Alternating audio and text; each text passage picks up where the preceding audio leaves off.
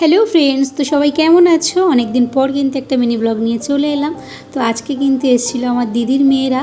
তো অনেক দিন ধরেই কিন্তু ওদেরকে আমি আসার কথা বলছিলাম, আর যেহেতু এখন সবাই বড় হয়ে গেছে, পড়াশুনো আছে, তো সময় সুযোগ না হলে তো আর আসতে পারবে না, কি করা যাবে। তো যাই হোক, সেদিন কিন্তু ছিল শ্রাবণ মাসের সোমবার, আর আমার জামাইবাবুই কিন্তু ওদের দুই বোনকে দিয়ে গেছিলো, ওরা এক দুদিন থাকবে আমাদের বাড়িতে। আর এদিকে দেখো, আমার হাজব্যান্ডও একটা জায়গায় যাওয়ার জন্য একদম রেডি হয়ে গেছে, যেহেতু সাদা পাজামা ওই জন্য একটু ক্যামেরা করে নিলাম। আর যেহেতু খুব একটা ক্যামেরার সামনে আসতে চায় না, তো যাই হোক।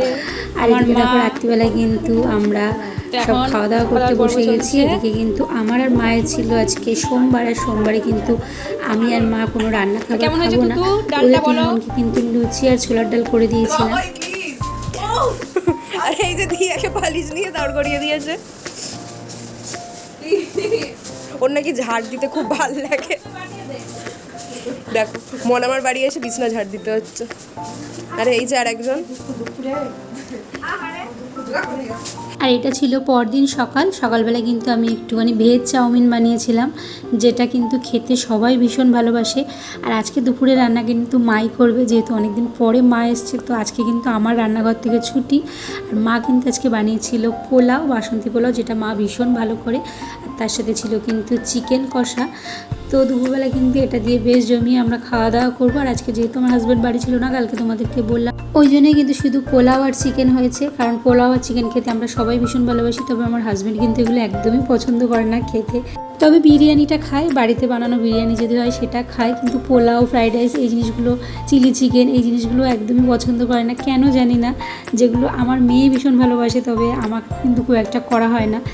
তো যাই হোক, তারপরে কিন্তু খাওয়া দাওয়া করে একটুখানি রেস্ট করে নিলাম। আর এদিকে বাবাই কিন্তু বিকেলে চলে যাচ্ছে পড়তে, যেহেতু ওর আজকে পড়া আছে।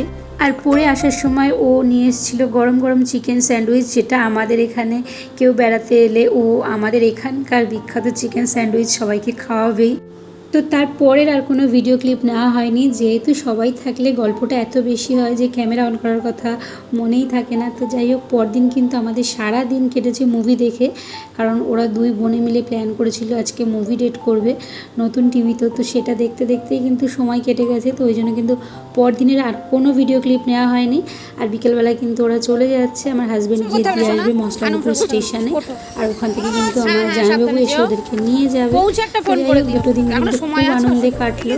তো তোমাদের কেমন লাগলো ভিডিওটা অবশ্যই কমেন্ট করে জানিও। টাটা, সাবধানে যেও। Tata tata. হ্যাঁ, ধরে নিস, সাবধানে নিতে আস। হ্যাঁ, তোমরা সাবধানে যেও। টাটা।